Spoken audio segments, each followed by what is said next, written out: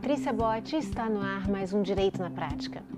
Você sabia que o Espírito Santo tem um ponto estratégico para importações e exportações aqui no Brasil? Pois bem, é sobre esse protagonismo capixaba que nós vamos falar hoje. E mais, você sabe como funciona a recuperação judicial de empresas que estão passando por dificuldades financeiras? Acompanhe agora no Direito na Prática.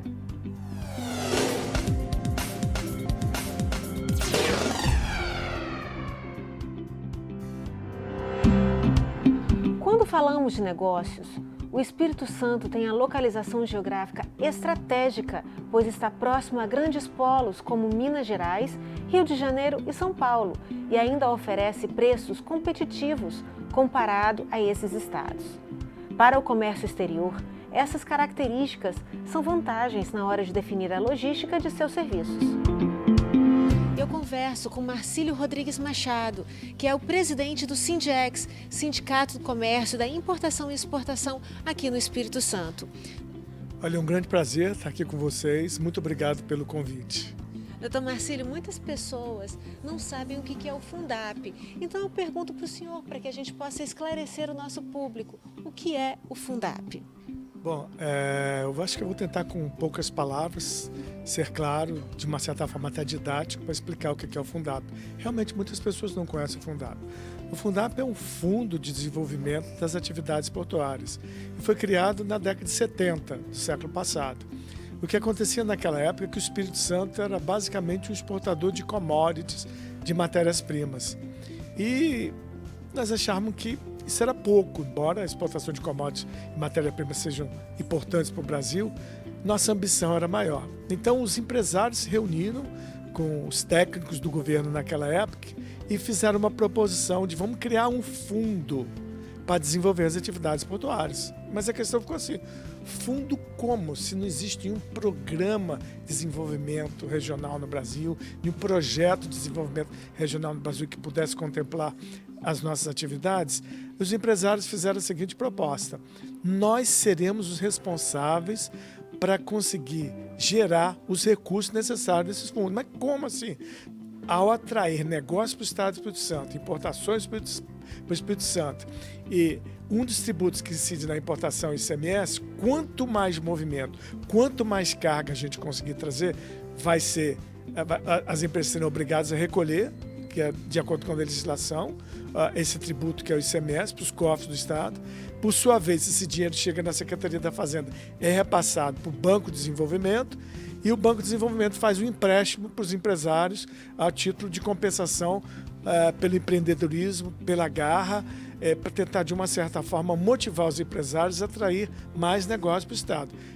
E por que o Fundap ainda não foi copiado? Essa é uma excelente pergunta. A gente diz que um recurso dá vantagem competitiva quando ele não puder ser copiado, quando ele não puder ser transferido de um lugar para o outro. E desde a sua criação do Fundap, quando o Fundap foi criado pela criatividade, engenharia financeira do Espírito Santo, o Fundap é diferente dos outros incentivos, porque a maioria dos incentivos fiscais que existem nos outros estados, eles são baseados em redução de carga tributária, crédito presumido, e o Fundap é diferente. O Fundap é um incentivo financeiro. O Fundap, por si só, é diferente dos outros incentivos. E por que ele não pode ser copiado? Porque os outros estados não têm essa característica nem geográfica, nem de população.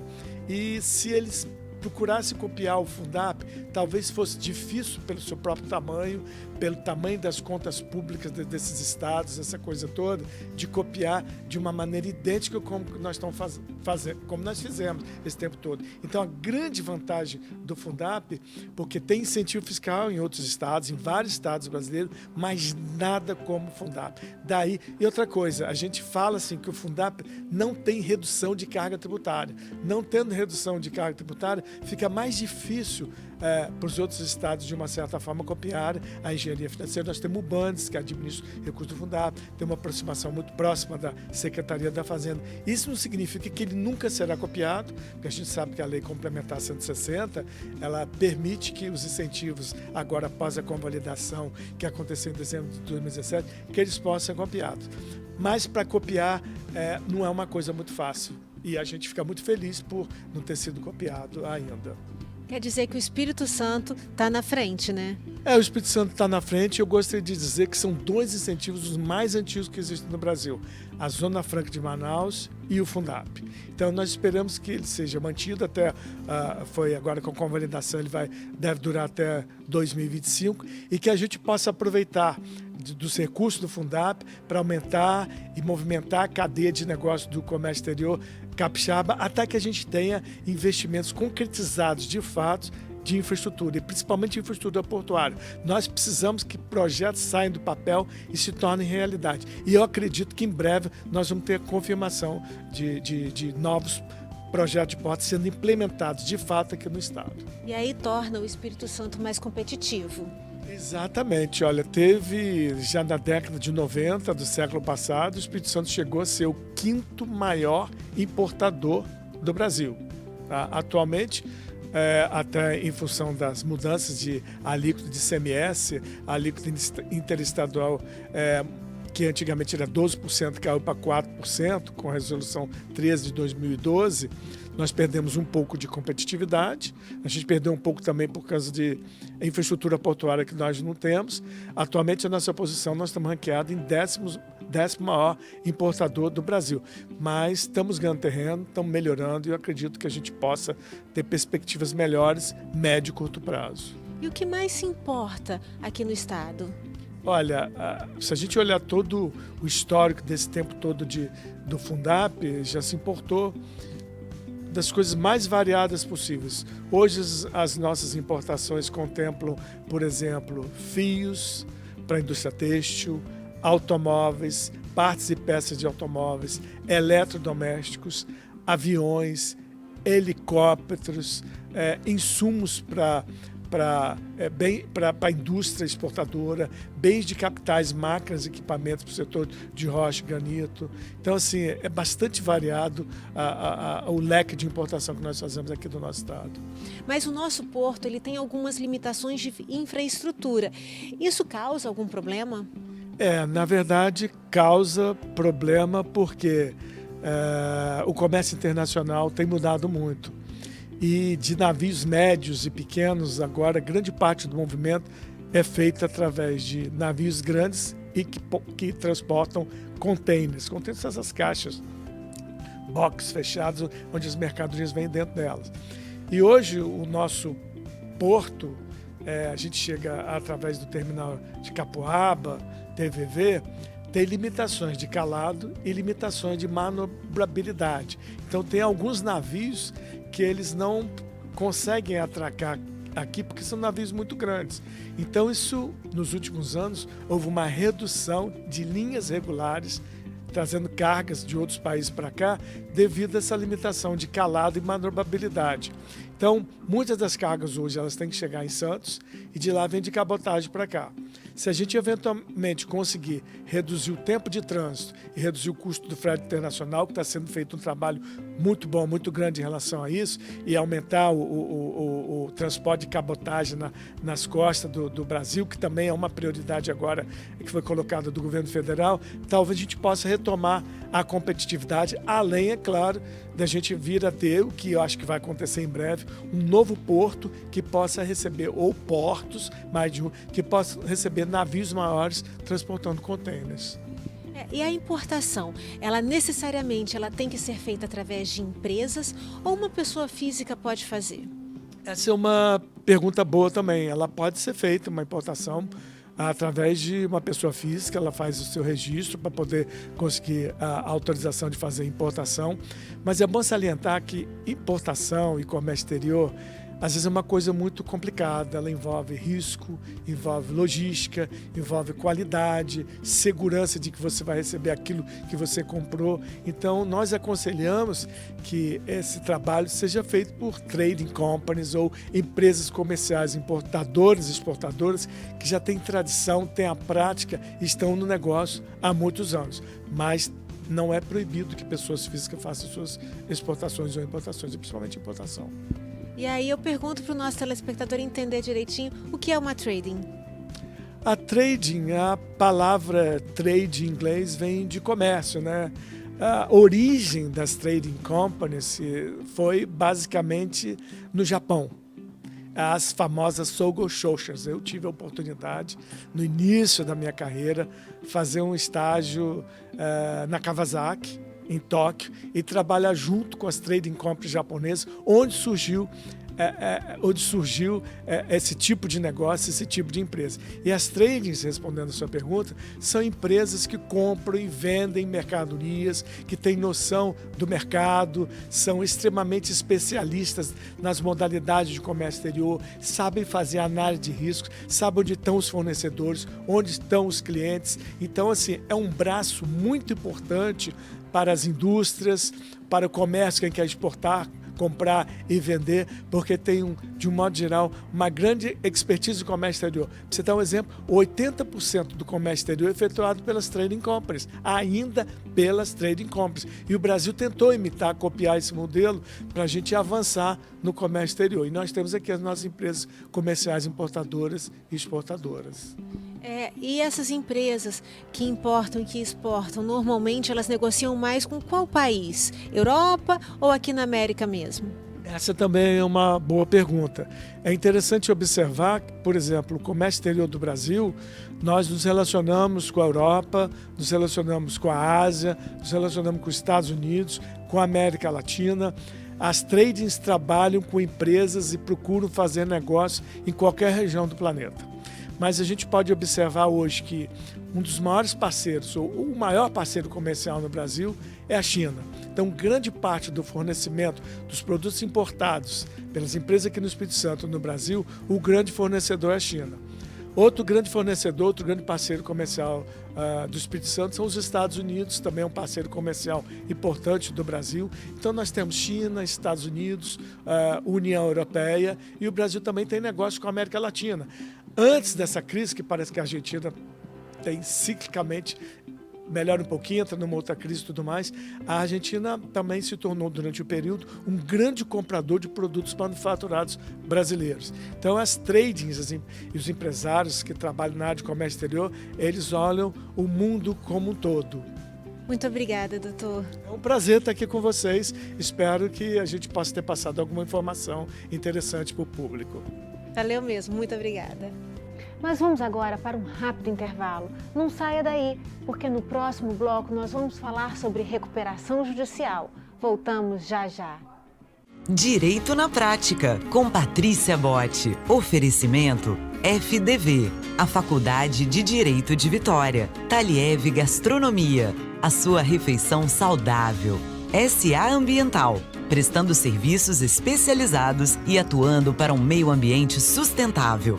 E Centro de Evolução Profissional CEP, 22 anos preparando vencedores.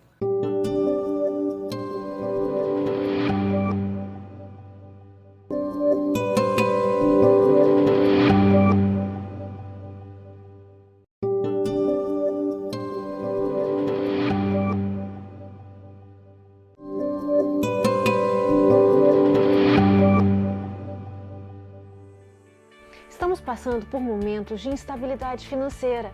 Algumas empresas podem sofrer com isso, pois o poder aquisitivo das pessoas vem diminuindo e as empresas, infelizmente, são as que sofrem. E quando elas passam por situações financeiras precárias, para acabarem não fechando, existe a questão da recuperação judicial. E é sobre ela que nós vamos falar agora. Acompanhe.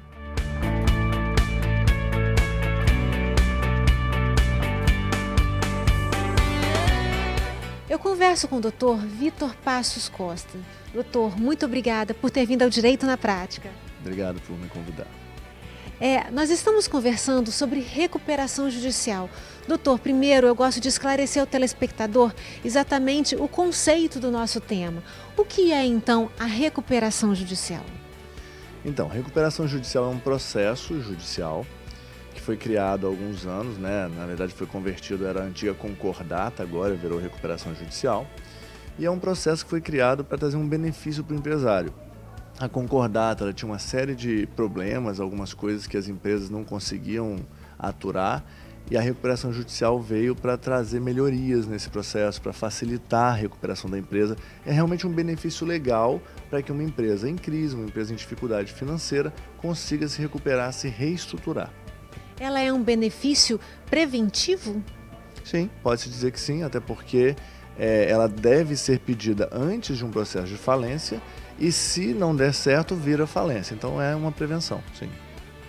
E ela tem um momento certo? Como é que funciona isso aí dentro de uma empresa? Como é que o empresário consegue ter o feeling de que aquele realmente é o momento certo? Então, não existe, obviamente, na lei uma definição de uma data, um prazo para entrar com a recuperação judicial. O que acontece é que nós estamos sugerindo, os advogados, enfim, os juízes da prática, é que o empresário entenda que quando ele tem uma dificuldade financeira, basicamente quando a empresa ainda tem faturamento, mas já tem dívidas que não são possíveis de serem pagas com aquele faturamento apenas, então já é um timing interessante para você pensar na recuperação judicial. O grande problema do empresariado hoje, que não se preocupa com isso ou não pensa nisso, é deixar a hora, o timing passar. É não procurar recuperação judicial quando deve. Ou seja, o empresário fica preocupado, fica muitas vezes com vergonha, não quer que outros saibam que ele está com dificuldade. E quando a empresa já não tem nem mais faturamento, não tem nem mais condições de pagar aquela dívida, é que ele então decide entrar com aquele pedido. Só que aí nesse caso a gente já está falando de falência. Por quê? O timing perfeito para recuperação é, como eu disse, a empresa ainda tem faturamento, tem receita que possa usar para pagar dívidas, mas já possui um conjunto de dívidas que não são possíveis de serem pagas apenas com aquele faturamento.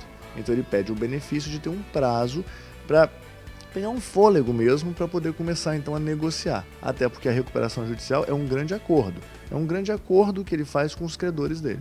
E você falou que um dos motivos que podem atrapalhar é o fato do empresário ter vergonha. Isso é comum? Sim, mais comum do que a gente imagina. Como eu disse, antigamente nós tínhamos a falência e a concordata. A concordata existia a concordata preventiva, enfim, mas a concordata era um processo bem diferente da recuperação judicial e a falência, como todos sabem, é o processo em que a empresa para de funcionar, travam-se as portas, lacram-se operações, é muito violento. Então, muitos empresários que já conheceram o processo de falência no passado ou que já passaram por isso, veem a recuperação judicial como uma falência. Então eles acham que isso é vergonhoso, eles acham que as pessoas saberem, o mercado saber que eles possuem aquela quantidade de dívida é uma vergonha. E para alguns talvez até seja, eu não discuto isso. O que tem que se pensar é que hoje, no cenário atual brasileiro, não digo nem do Estado apenas, mas brasileiro, já não é uma vergonha tão grande. Por quê? Porque já existem várias empresas, inclusive empresas de conteúdo de geografia nacional, que estão em recuperação. Pelo menos uma vez por mês saem matérias no jornal sobre empresas grandes ou até pequenas que pedem a recuperação judicial.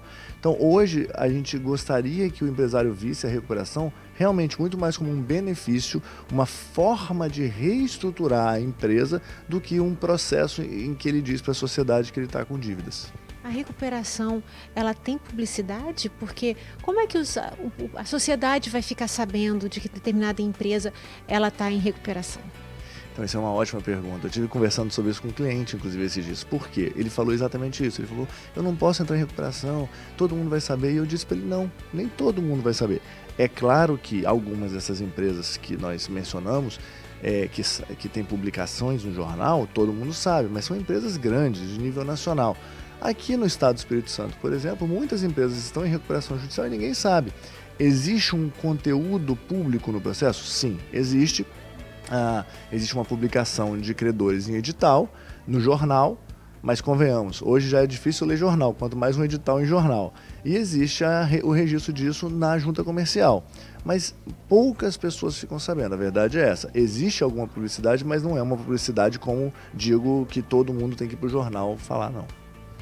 E você falou que a recuperação judicial é um grande acordo com os credores, né? Quais são os créditos dessa empresa que está tentando resolver o problema? Ela pode negociar?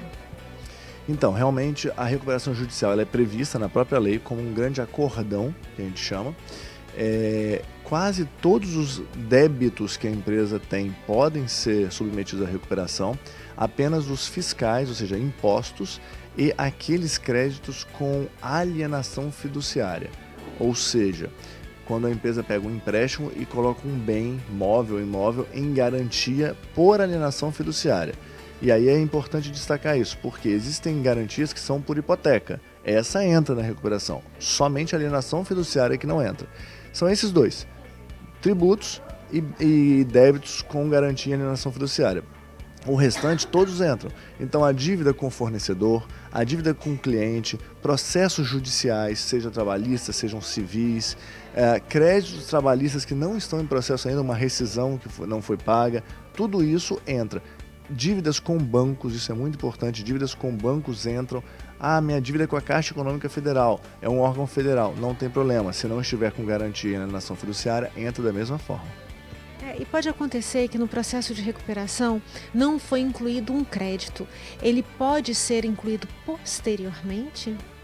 Sim, então, rapidamente falando, quando a empresa pede a recuperação judicial, uma das obrigações dela é exatamente listar, a gente chama isso de quadro de credores, ela lista todos os credores que ela tem que estão sendo incluídos naquela recuperação para que eles tenham o benefício de receber esse acordo. A empresa pode esquecer algum crédito, é muito comum, existem dívidas milionárias, então às vezes um crédito menor ou um crédito menos expressivo vai ser esquecido, ou então às vezes aquele crédito não estava muito bem definido naquele momento, também pode acontecer, existem milhares de opções.